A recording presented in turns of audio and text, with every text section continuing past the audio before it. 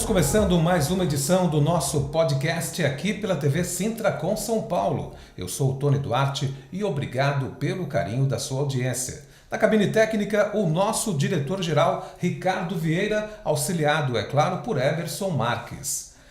Na bancada, hoje nós temos a companheira Adriana Ramalho. Seja muito bem-vinda, Adri. Ela é advogada, ela é política e empreendedora. Olha, você nos acompanha em nosso canal do YouTube, na sexta-feira à tarde na TV a cabo para toda a cidade de São Paulo. Às 8h30 da noite, via satélite para todo o Brasil. Fale conosco através das nossas redes sociais. Nós queremos ouvir a sua opinião, tá bom? Olha, o nosso entrevistado de hoje é o companheiro Bruno Salvador. Bruno é assistente social, nascido e criado em nossa querida cidade de Mauá, no ABC Paulista. Ele é fundador do coletivo Linguagem Periférica, uma entidade que se destaca na luta contra as injustiças sociais.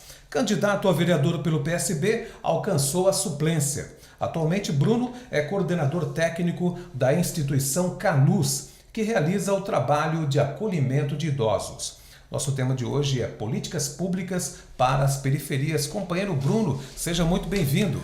Tony, é muito bom estar aqui com vocês, Adriana. Muito obrigado pelo convite. E acho que hoje é o dia de desbravar, né? Trocar essa ideia, levar, né, a informação, levar conhecimento e receber também, que é muito importante. Muito obrigado. Ô Bruno, fala um pouquinho pra gente sobre esse trabalho, o trabalho no coletivo Linguagem Periférica. O Gustavo, que também é lá de Mauá, o nosso jornalista, todo conterrâneo. Ele me falou, Tony, olha, o Bruno lá conseguiu fazer um trabalho pioneiro e arrecadou, Adriana, 15 toneladas de alimentos. É isso, Bruno? Isso, o coletivo Linguagem Periférica. Eu tô até aqui com o meu companheiro também, cofundador Marcos, né? E Andra, nós temos toda uma diretoria, Luana, nós temos diversos jovens lá no coletivo que abraçaram a causa. Nós iniciamos na pandemia, né? Na pandemia, porque tinha pessoas passando fome. E quando nós falamos de coletivo, Adriana, Tony, nós falamos sempre de cesta básica. Eu falei, gente, nós não podemos ficar só nessa. Nós temos que trabalhar sim esse viés da fome, que a pandemia foi um momento muito sensível, principalmente para o núcleo periférico. Nós tivemos o apoio também, queria deixar um abraço aqui para um amigo, Douglas Belchior. É um amigo, um parceiro que nos incentivou e nos ajudou neste momento, né, com essa parceria. E nós entendemos a necessidade e a fome que estava acontecendo, nós não fechamos os olhos e fomos para cima. Uhum. E aí, com parceiros como Douglas e outras empresas, Mauá Plaza Shopping, um parceiro, um forte abraço também, nós conseguimos desenvolver esse trabalho, entregando cartões como cesta, para que aquelas pessoas pudessem ser tratadas dignamente, ter alimentação, né? Então, nós começamos nesse intuito. Mas quando eu falo de instituição, e por ser um técnico em serviço social, eu não posso falar apenas sobre vou entregar a cesta básica, porque senão eu me torno um assistencialista e aí eu sou contra os meus preceitos, meu código de ética. Sim. Então, dentro disso, nós criamos uma metodologia de cultura, nós criamos aí parcerias com o mercado de trabalho.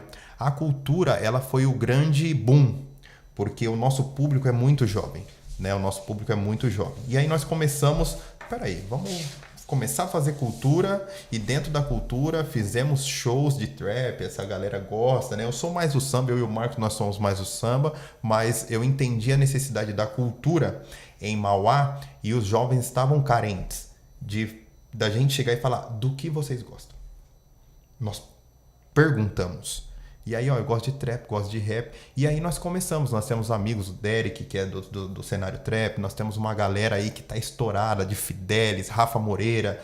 E na hora que nós fizemos o show em Mauá, por troca de alimentos, cara, 15 toneladas. A juventude foi. O nosso ponto de arrecadação foi no Mauá Plaza Shopping. Cara, a fila, na hora que chegamos até o shopping, a gente falou, não, é mentira isso aqui. O primeiro foi no Parque da Juventude. E aí chegou 2h da tarde, eu falei, Marcos, será que vai vir gente? É só olhar a nossa rede social que você vai ver que era jovens subindo e pulando. Conseguimos fazer a primeira arrecadação assim, de forma magistral. Uhum. Cara, foi alimento assim, para perder de vista. Fizemos a segunda, batemos 15 toneladas. E como é que foi feito a distribuição dessas 15 toneladas? Olha, nós temos nossos cadastros, né, no coletivo, e nós tivemos a parceria com o Fundo Social Solidário também, porque era muito alimento. E aí dentro disso nós temos parceiros no Jardim Oratório, dentro das comunidades. Nós fizemos todo o mapeamento e desse mapeamento nós conseguimos fazer essa divisão. Mas não só o alimento, Tony e Adriana, mas também com essa parceria com os cantores de trap. Eles fizeram o Cena, um festival enorme. Nós recebemos também doação de agasalhos novos, né, caracterizados do jeito, sabe? É importante, não é só eu pegar e vou doar uma camisa azul. Se a gente puder fazer algo cadenciado, isso é muito importante, porque eu vim também, né? Nós viemos, né, ali a galera do coletivo, nós viemos de uma necessidade, nós viemos num coletivo, nós vimos, e na nossa época não tinha isso. Viveu na então, pele. Eu vivi na pele. Então, se eu vivi na pele, eu tenho uma possibilidade de fazer algo diferente. Peraí. Me deram uma camisa azul, foi ótimo, mas se eu tiver a oportunidade de entregar uma camisa vai ser diferente para aquele jovem, vai ser algo marcante. Sim. Então, hoje nós deixamos uma marca que nós colocamos, Adriana, artistas jovens para subir num palco, mas num palco com um microfone bom, com uma estrutura boa. Nós demos essa possibilidade e é algo que vai ficar na vida. Então, Tony, respondendo a sua pergunta, sim, nós conseguimos 15 toneladas e até mais, né? Se a gente pegar ciclo pandemia e depois os eventos que nós fizemos, nós conseguimos até mais. Mas nosso coletivo, e eu sou muito incisivo em não entrar na linha do assistencialismo, entrar numa linha mais reflexiva, porque senão a gente cai na mesma tocaia. A gente deixa o jovem, a comunidade, numa zona de conforto. Sim. E zona de conforto, mar calmo não faz bom marinheiro, né? Como diz o ditado. Então, relativamente é isso. Dri? Eu acho incrível os projetos sociais, principalmente quando vem com esse propósito. Eu sempre falei que propostas são muito válidas, são necessárias, mas a proposta que ela é uma ideia que ela é colocada no papel. E essa proposta ela tem que ser no mínimo organizada. Exato. Agora, se ela vem com um propósito, especialmente para ajudar pessoas, para direcionar vidas para algo muito melhor para a vida, para a família, aí essa proposta ela se torna muito melhor e mais positiva. E o resultado é diferente. Sim. Quando você faz algo engessado, robotizado, apenas por número, você atende protocolos. Agora, quando você faz um projeto com propostas e propósito, aí você abre os olhares e a pessoa passa a enxergar um horizonte com muito mais esperança. Então, eu de cara já quero parabenizar o Bruno, porque a pessoa quando é líder, ela nasce líder, ninguém se torna líder. A pessoa que treina para ser líder, você pode ter certeza que o resultado dela vai ser negativo e, infelizmente, não vai prosperar. Sim. Ninguém consegue, por muito tempo, se fingir. Tem que ser uma vocação, né, Dri? Tem que ser uma vocação. E dá pra ver que o Bruno nasceu com essa vocação. É verdade. Dá pra perceber. Porque uma pessoa que consegue arrecadar 15 toneladas de alimento não é qualquer pessoa. Né? Por mais que a pessoa tenha boa intenção também, se você não tiver ali um espírito de liderança, você também não consegue direcionar o trabalho e não consegue fazer, principalmente, um trabalho com essa magnitude. Sim. Acho extremamente importante a questão também da cultura, Tony, porque esse é o caminho. Educação, cultura, reflexão, e isso está tudo envolvido nos propósitos. Sim. Quando você simplesmente dá o assistencialismo, acomoda.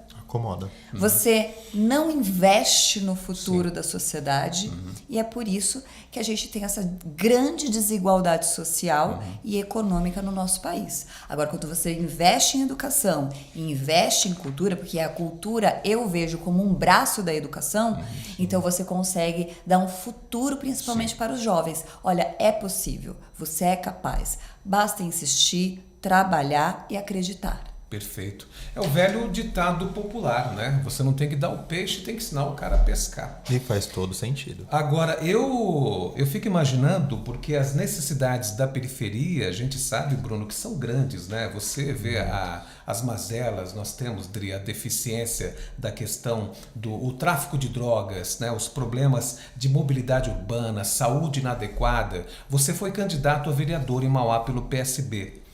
Como é que você enxerga a possibilidade das políticas públicas minorar ou pelo menos resolver uma parcela desses problemas da periferia? A gente ainda dá para acreditar nisso? Olha, Tony, essa pergunta ela é muito complexa. Era para ser uma resposta fácil, né, Adriana? Era para ser uma resposta muito fácil, mas não é. Existe diversas mazelas dentro dessa questão. Eu acho que sim, é possível. Eu uso exemplos, né? Eu tenho um amigo, prefeito Vitão, forte abraço pro Vitão, prefeito de Capivari, e o Matheus, um amigo que se tornou secretário de saúde. Eu vi o Matheus, eu vi ele, assim, hoje ele é secretário de saúde, ele está desenvolvendo um trabalho lá, conversei com ele há pouco, tem que visitar, está desenvolvendo um trabalho magnânimo em relação às políticas públicas. Está desenvolvendo algo fora da curva, né? E eu falo em vias de fato, não fala em Capivari. Em Capivari. Que não é uma cidade pequena. Que não é uma cidade pequena. É. Aí eu vou chegando aqui para a gente chegar no ponto X referente à sua pergunta. Aí eu venho em Santo André. Aí eu tenho o Paulo Serra em Santo André, né? Forte abraço ao Pedrinho Botaro, Cicote, amigos também, ambos agora secretários. Tem um prefeito novo. Tem o Gilvan, um menino com 33 anos aí com uma visão slim, diferente. Então, se você pegar a gestão, você vê que melhorou as políticas públicas, você vê algo mais digital chegando, fazendo, obras acontecendo. Se você visitar uma cidade, tem cidade que desde 2008 não foi feito... Você está falando bem da gestão de Santo André. Isso. Então, mas aí é que está. Aí, né, aquilo que eu comentava com a Adri agora há pouco, no bastidor, porque em Santo André nós não temos um governo propriamente de esquerda. Porque o Paulo Serra não é exatamente um homem de esquerda. É Sim. praticamente um homem de centro e fez um bom trabalho, tanto é que elegeu o seu sucessor. Muito bem no primeiro turno, mas aí eu nem falo de esquerda ou direita, viu, Tony? Eu falo de políticas públicas em vias de fato. Né? Porque o Vitor ele tem o partido dele de direito. Agora, se eu falar de gestão do que está acontecendo na cidade, aí eu falo, opa, peraí. Aí eu uso o meu fator técnico. Uhum. Eu tenho a minha linha, né? A minha linha é de esquerda. O Bruno é de esquerda. O Bruno é um assistente social de esquerda, né? Mas um cara de esquerda lúcido, conhecendo com propriedade o núcleo onde eu atuo. Mas agora, se eu falar de gestão, aí eu tenho que falar de uma forma mais macro, saber o que anda, como que está o transporte, como que está a saúde. Agora eu vou falar de Mauá com propriedade. Sim. Mauá, a gestão retrasada foi um caos. Né? Aí veio a gestão do Marcelo, algumas coisas começaram a acontecer, mas só que aí vem naquele mesmo clichê, é muita dívida, muita conta para pagar, muita coisa, então orçamento pequeno, então tem que acertar a cozinha para que a gente possa começar a mexer na sala. E aí, automaticamente, agora, o Marcelo, por ter essa sucessão, e aí a gente entende se as políticas públicas irão acontecer, arrumei a cozinha, agora vamos falar de transporte. Como que está o transporte?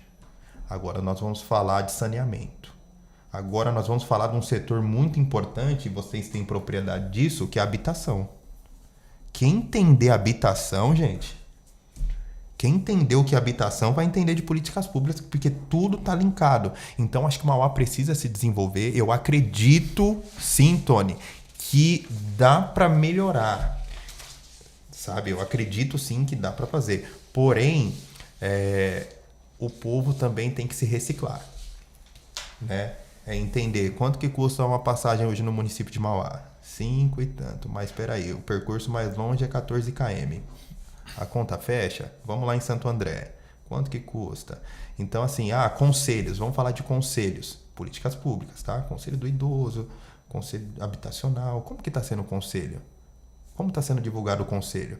Através disso aqui, nós conseguimos... O que nós conseguimos? Entender o que está acontecendo na política pública. E através disso, nós temos os mecanismos para que funcione. Mas só que será que está funcionando? Eu entendo, falo propriedade, Mauá precisa sair desse armário. Nós precisamos, eu, Bruno, como um agente político, e as pessoas ao meu derredor precisam. Você falou sobre conselhos, né? Como que está sendo divulgado esse conselho? E como está sendo trabalhado os conselhos? Exatamente. Como que funciona? Porque a gente vê que a função do conselho, o conceito, né? Ela é existente, mas na prática ela é totalmente diferente, né? Bingo. A gente não vê uma proposta sendo encaminhada para as casas parlamentares, né, legislativas, e nem para o executivo. E é uma função que eles também têm, né, uma função fiscalizatória, mas principalmente de integrar essas ações e ideias. E a gente não vê isso acontecer. Eu acho que nenhum município. Em Mauá é assim também? Como que você vê isso? Eu queria só agregar uma pecinha no que a Adri está falando. Porque em reportagem recente da Folha de São Paulo, né, a Adri foi vereadora em São Paulo, né? Hoje em São Paulo são 55 vereadores, né? Mauá são 23. Exatamente. Em São Paulo foi levantado que a maioria das proposituras, os projetos, não tem nada que vem de conselho.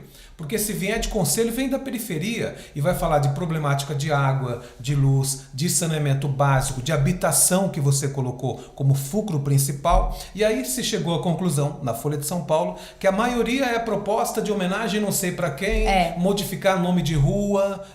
Então, o povo, o Bruno, está totalmente apartado do processo político-social, meu irmão. Olha, eu só tenho que falar, ok, é isso, eu concordo plenamente.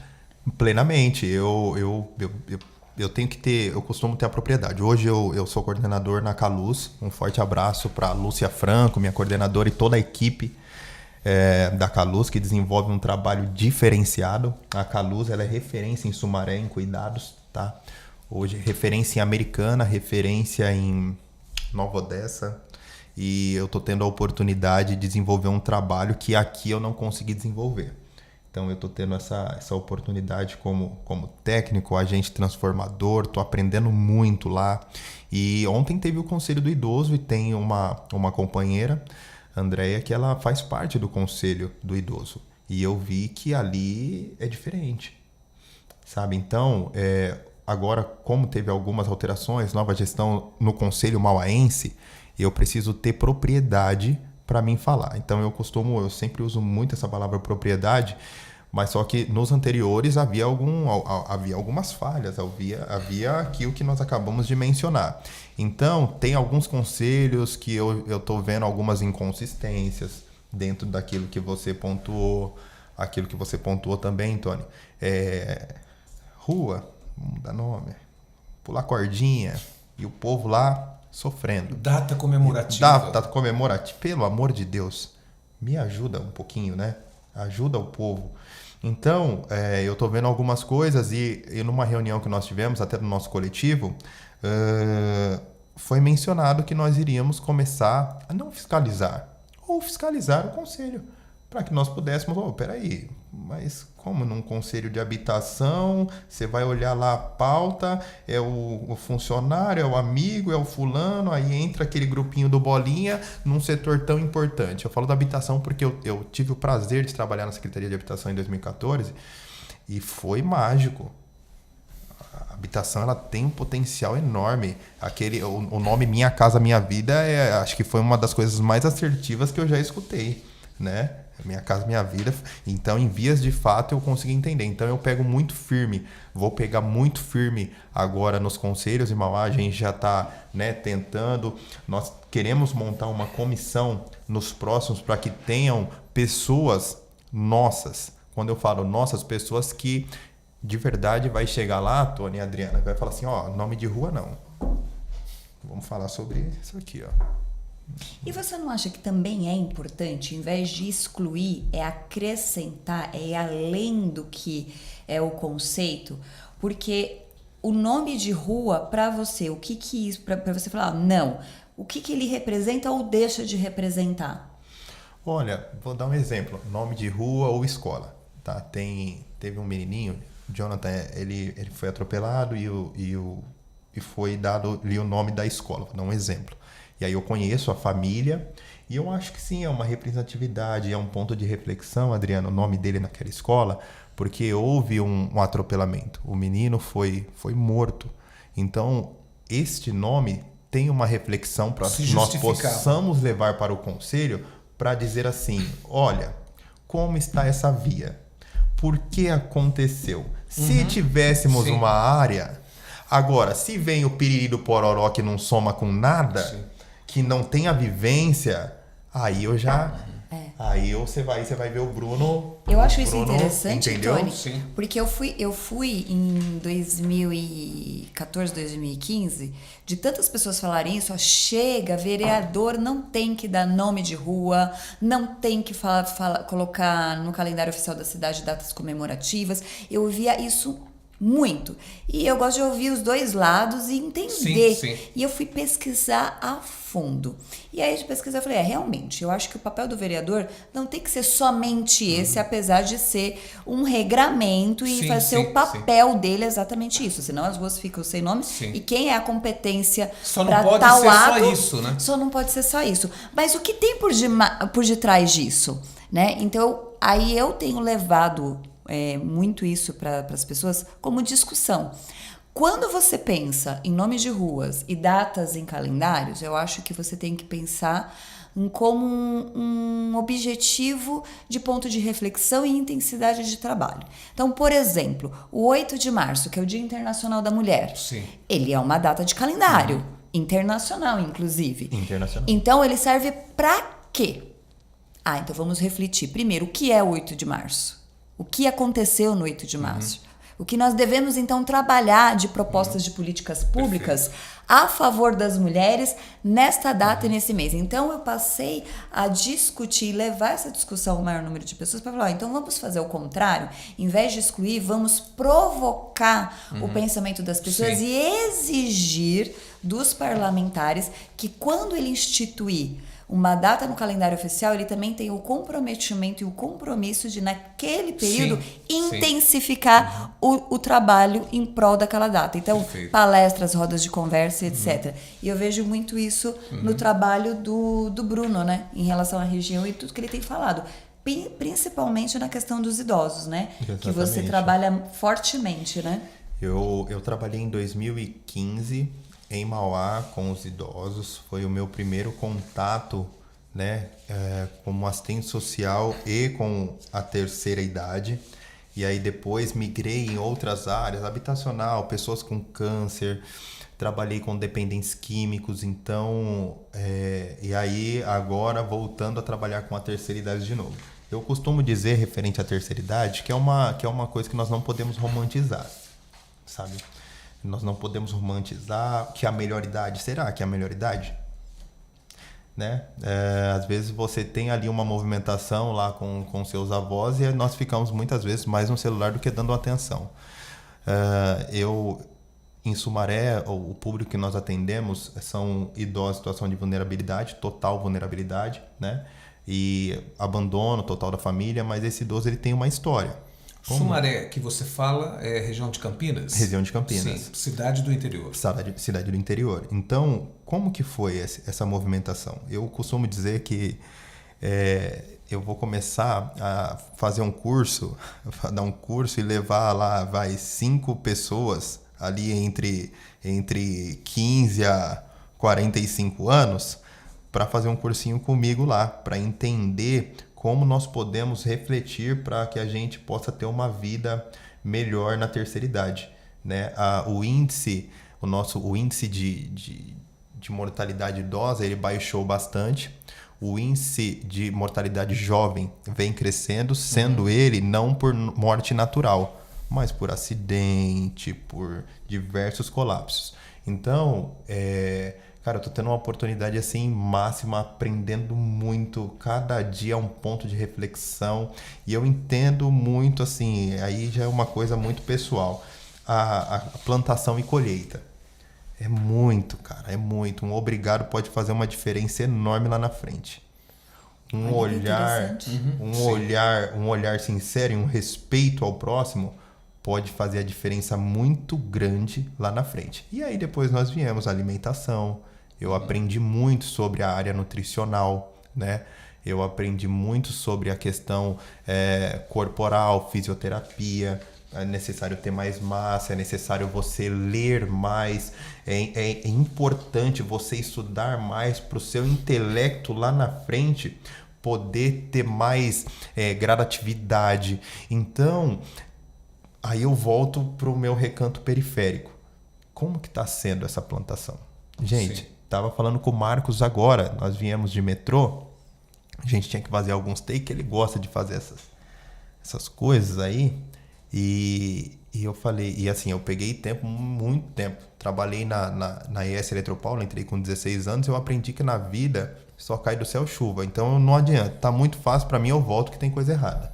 Você falou da questão da leitura, né, que é importantíssimo. Já dizia o Sir Francis Bacon, né, que conhecimento é poder. Quanto mais você lê, mais você se empodera. Exatamente.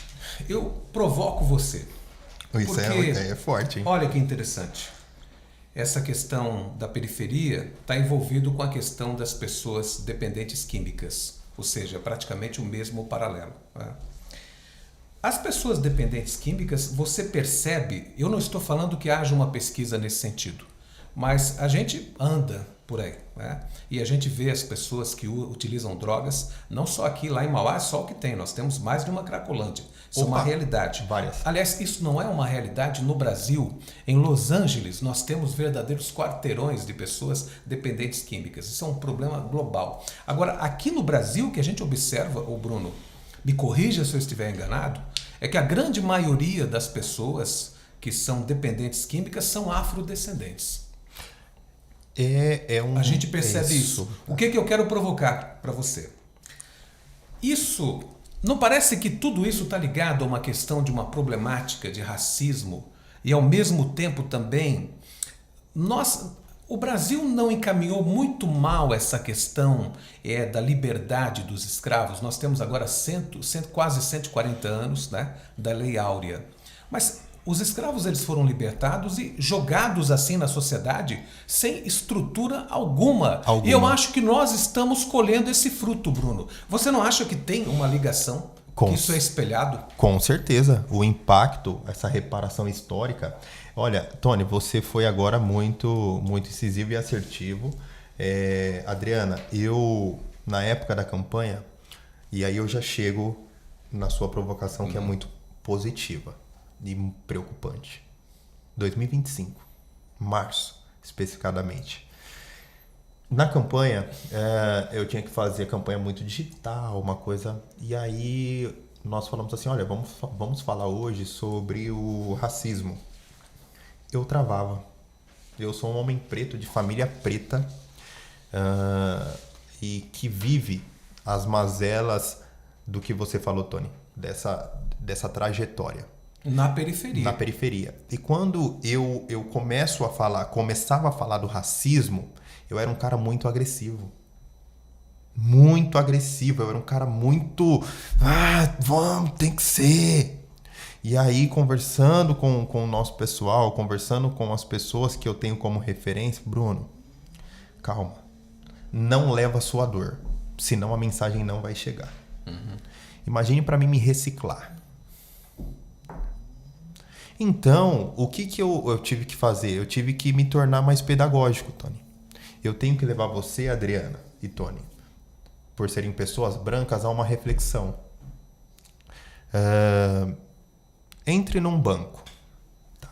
Entre numa multinacional, olha ao seu derredor, faça esse movimento. Você vai olhar ao seu derredor, olha quantas pessoas pretas estão no espaço de poder. Você conta. Aí tá bom. Para ficar um pouquinho mais ousado, a minha provocação, olha quantas pessoas está na posição de servir. Veja quantas pessoas pretas estão lá. Então, eu entendo e passo muito para a juventude, não só do coletivo, mas a juventude que eu tenho acesso, o jovem preto. Tá? Eu falo, cara, você pode. Se eu subir, eu tenho que pegar na sua mão. Em Mauá, nós temos uma faculdade de medicina chamada Uninove. E a Uninove, a maioria daquelas pessoas que se encontram ali são de fora. E aí eu fui cortar o cabelo um certo dia e vi um jovem negro entrando para cortar o cabelo. E aí meu cabeleireiro falou assim, pergunta para ele, Bruno, o que ele quer ser. Ele olhou para mim e falou, eu quero ser médico. Eu conheço um monte de jovem preto. Quero ser jogador, quero ser cantor, tem que ser. Isso aí é uma... Realiza seu sonho, né? De todos esses, eu escutei um até hoje, preto, de periferia, que quer ser médico. E aí eu volto para você. Você tá vendo a movimentação? O cabrecho que ainda está dentro? Sim. Quando acabou... Essa é a provocação. Quando acabou a escravidão, abre aspas, fecha aspas, quando acabou a escravidão... Física.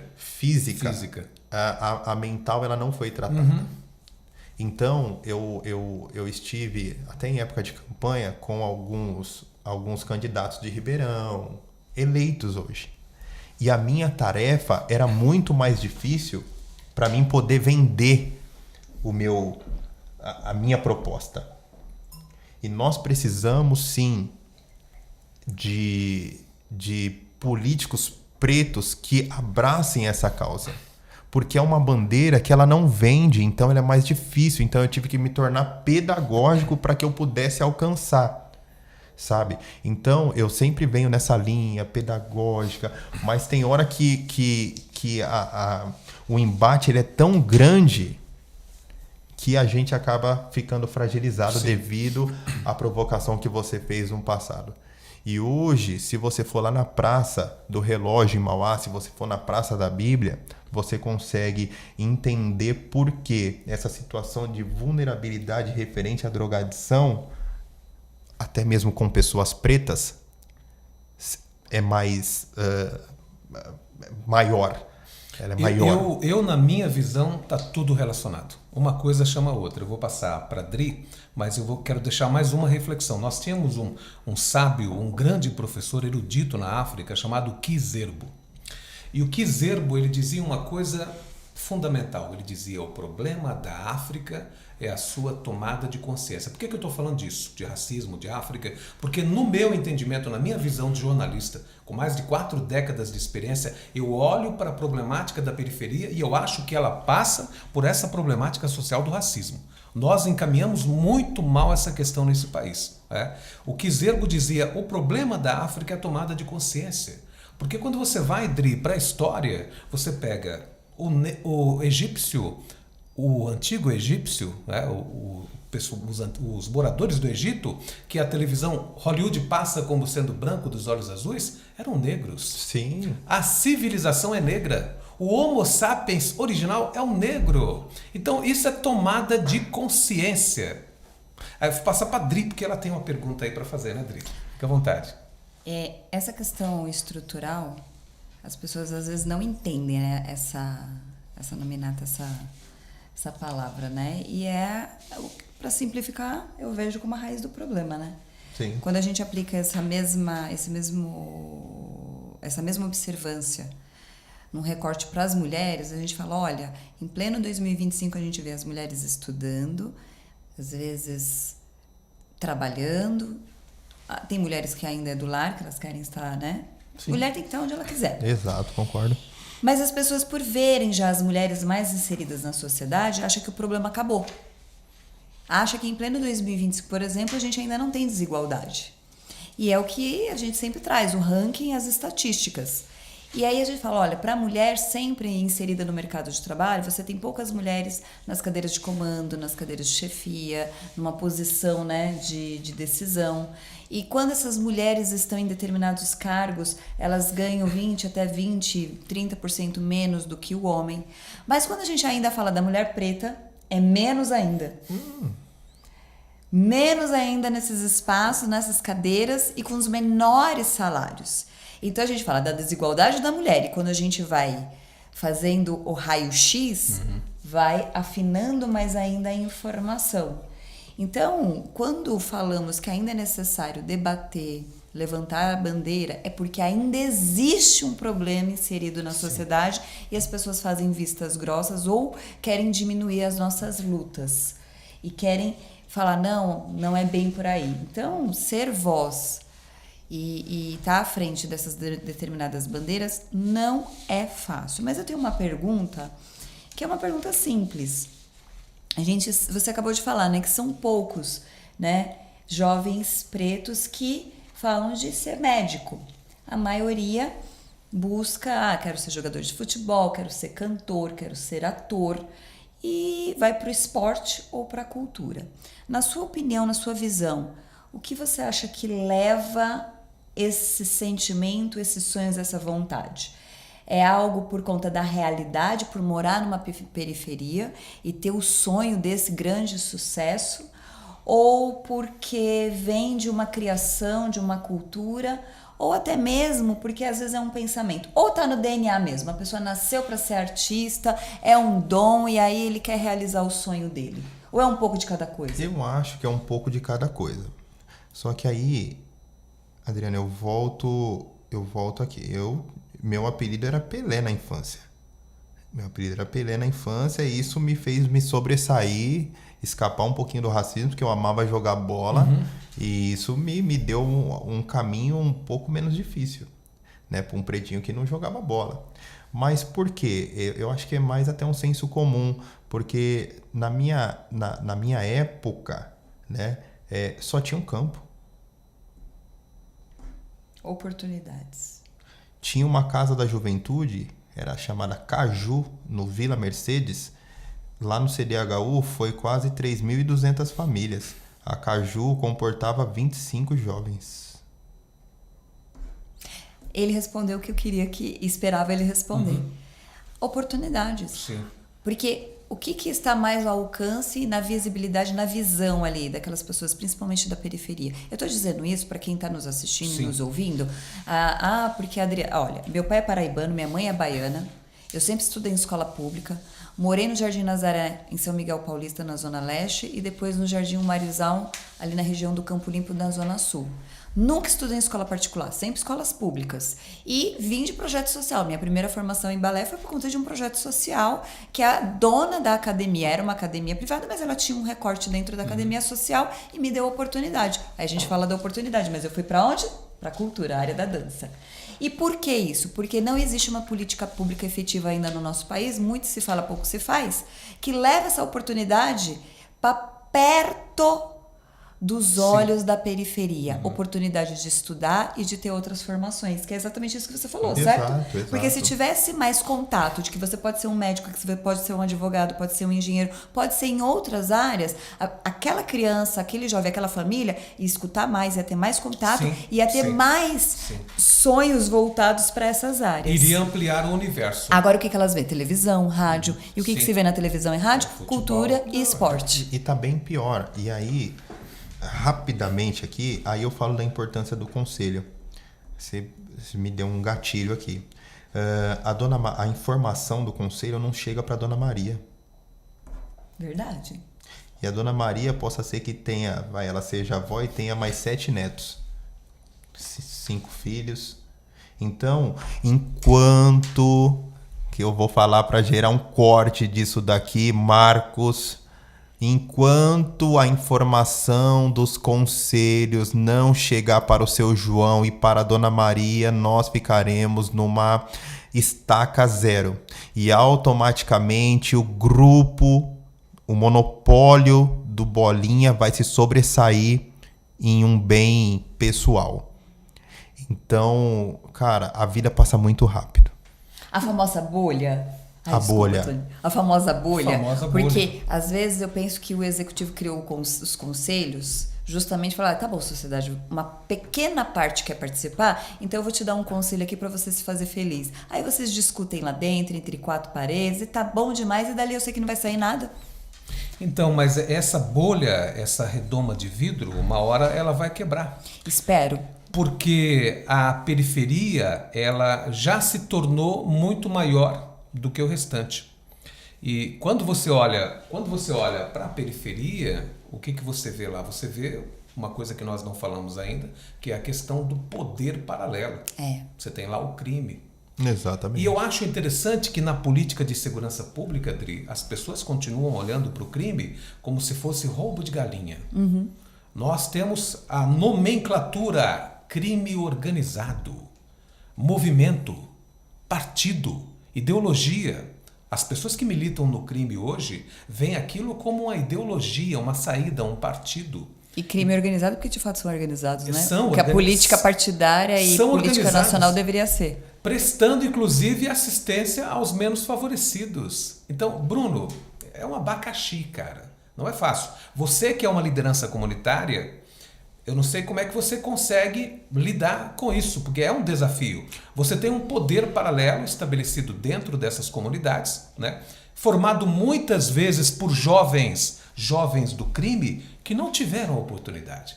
E por isso que foram para o crime também, né? Hoje você pega pessoas ligadas ao crime, jovens, que se ele for trabalhar, primeiro que muitas vezes não encontra emprego, que jovem não encontra emprego, precisa de experiência, né? Se ele for trabalhar, vai ganhar um salário mínimo. Se ele for trabalhar com uma atividade dessa, clandestina, o crime, ele vai ganhar 4, 5, 6 mil reais durante um mês. Ou seja, é um desafio. Como conscientizar, como combater isso? Olha, vou dar duas linhas de raciocínio aqui, tá? A primeira é da questão paralela. Aí a gente volta à habitação, toda política pública. Os amigos da minha época, que viviam no conjunto habitacional, eu tenho um amigo, hoje ele está recluso. E a vida dele... Pensa num irmão, um amigo, um cara que a gente não pode se ver 30 mil anos e vai continuar sendo irmão. Hoje ele está recluso. Isso é bem legal. Tem que pagar pelo erro. Sim. Ponto. Que pena. Só que é o seguinte, a vida desse menino tinha tudo para ser magnânima. Entendeu? Mas só que a desestrutura familiar, o local, a localidade, eu falo que hoje eu sou um sobrevivente. E assim, sem charminho, tá, não. Hoje eu falo que nem eu imaginaria o que eu seria. Muitas das vezes, uma criança ali que tem uma estrutura familiar, uma linha, muito provavelmente já tem meio que o que vai ser. E eu não tinha isso. O meu amigo, que hoje está recluso também, mas só que o caminho dele foi um pouquinho mais difícil, e hoje ele está lá e vai pagar pelo erro e acabou. E aí a gente entra na linha da oportunidade. Tá? Um outro ponto também em relação ao paralelo hoje, como acabar com isso, eu uso muito a didática do beija-flor. Né? Tava pegando fogo e aí um fogaréu e o beija-flor lá ia num potinho e jogava água da maneira que ele podia. Certo? Então, hoje todo mundo às vezes pensa, principalmente alguns políticos do município, que hoje o coletivo linguagem periférica é só palco e show, é só a dança, que a cultura também, Adriano, você tem uma propriedade sobre isso, ela é muito, às vezes, marginalizada. Às vezes não, é marginalizada. Então, o que a gente fez? E isso eu tenho muito orgulho de falar. Tem 2 pontos que eu não faço, tá? Primeira coisa, eu arrumei a cesta, vou tirar foto com aquela pessoa. Isso é um clichê. E o outro ponto é expor as pessoas que estão em situação de dificuldade. E o meu papel quanto a isso, em 2024, nós conseguimos empregar 24 jovens. Bruno, é pouco? Não, é jovem pra caramba. Eu também acho. Agradeço muito a empresa Ingecelt, Mauá Plaza Shopping, pela parceria e outras parceiras que, se eu for falar todas, eu posso acabar esquecendo. Mas essas duas foi um carro-chefe. Ou seja, cumpriram com a sua responsabilidade social. Fizemos uma conversa e deu super certo e conseguimos em 2024. Só que aí eu errei em não divulgar essas informações. Eu acho que eu falhei. Eu deveria ter divulgado, né? Porque as pessoas só veem o que ela quer. Em 2025, nós já colocamos duas pessoas no mercado de trabalho. Dentro dessas 24, 50 foram para o processo seletivo. Uau! Você está entendendo? E dentro disso, aqui são menos 24 pessoas que saíram daquela bolha e estão hoje em empresas que podem se desenvolver. E dentro dessas 24, um jovem autista que eu vi nascer. E para mim inserir esse jovem autista dentro do mercado de trabalho, vocês não sabem qual foi a discussão, qual foi os indagamentos para mim colocar ele dentro da empresa. sabe? Imagina. Houve toda uma retórica, houve todo meio que uma... Falei, rapaz, nossa, só para você entender. Então, Tony, a minha resposta referente a isso é voltar à oportunidade, tá? E basicamente, para mim concluir, quando eu tinha 16 anos, eu trabalhava e tal, e minha avó falou assim, ó, você tem que fazer curso de computação, você tem que fazer curso de computação. Minha avó pagou esse curso de computação. Na época era, nunca me esqueço, R$ 99,90. Fiz esse curso de computação. Aí tem o André, um forte abraço. O André está em Minas Gerais, numa empresa de energia elétrica lá. E aí ele foi na casa de um amigo meu, Gabriel, né, que tinha dificuldades, também uma história muito difícil na escola, e ele não tinha um curso de computação. Meu primo estava na rua e escutou o André falar, olha só como que são as coisas. E escutou o André falar. Só que para entrar nessa vaga tinha que ter curso de computação. Minha avó tinha me ajudado com esse curso. Me ajudado não, me dado o curso. Sim. Ela, 35 anos no setor da limpeza, mas ela teve essa consciência. E aí eu fiz esse curso de computação. Gabriel, você tem esse curso de computação? Não tenho. Aí meu primo falou, Bruno, corre lá, fala com o André. Foi uma referência para mim até me tornar técnico em segurança do trabalho também. Ele falou assim, Bruno, faz o seguinte, você tem curso de computação? Eu falei, tenho. Ah, você tem? Eu falei, tenho. Então, ó, aparece aqui nesse local e dentro disso eu consegui construir uma carreira dentro da ES, da Enel, depois terceirizou tudo, a Ingecelt, que eu saí em 2020, em abril de 2024, já como um gestor. Então, eu fui leiturista, administrativo, fui eletricista, fiz uma linha do tempo. Aí eu falo, e se eu não tivesse isso aqui, se eu não tivesse a minha avó? Perfeito. Quantos jovens não têm essa acessibilidade? Exato. Perfeito. Bruno, nós não temos mais tempo, eu quero a sua consideração final e deixa também os seus contatos. Olha, agradecer imensamente a Adriana, né? Companheira firme aí, desejo toda a sorte na sua caminhada. Nós estávamos conversando um pouquinho aqui, toda a fé, e continue aí, né, Tony? Obrigado, conterrâneo mauaense, né? Nas redes sociais, vocês vão me encontrar Bruno Salvador Mauá. Dá um clique lá no Instagram, vai ter muito corte legal. Coletivo Linguagem Periférica, segue, conheça o nosso trabalho, tá? Também vou deixar aqui, onde eu sou coordenador técnico, na Caluz, né, Sumaré. Você pode fazer a sua doação, você pode, né, conhecer um pouquinho mais. E, cara, aqui eu venho agradecer a oportunidade, poder falar um pouquinho, poder expressar um pouco, né? Acho que é muito importante e que essa mensagem, que esse bate-papo chega para pessoas, e eu creio que tem pessoas esperando essa mensagem para mudar um pouquinho, sair da famosa bolha que qual nós citamos tanto aqui. Muito obrigado. Bruno, obrigado. Dri, sua fala final. Rapidamente, trazer aqui o abraço do Ramalho da Construção. A Ramalha. Eu sou a Ramalha, o apelido que o André Matarazzo me colocou, Ramalha, e pegou, né, esse apelido, né, Tony? E trazer o abraço, dizer que o Ramalho da Construção tem uma grande admiração por você, Bruno, pelo seu trabalho, os projetos sociais que você está à frente e toda a sua trajetória. Você é um rapaz novo e com tantas coisas boas já efetivadas. Parabéns, Tony, para todos que nos assistem, para todos que estão nos ouvindo, seguir também as redes sociais do Ramalho. Perfeito. Ramalho da Construção Oficial. Perfeito. Obrigado, Bruno. Obrigado, Dri. Gente, obrigado. Não temos mais tempo. Ficamos por aqui. Fiquem todos com Deus e até uma próxima oportunidade.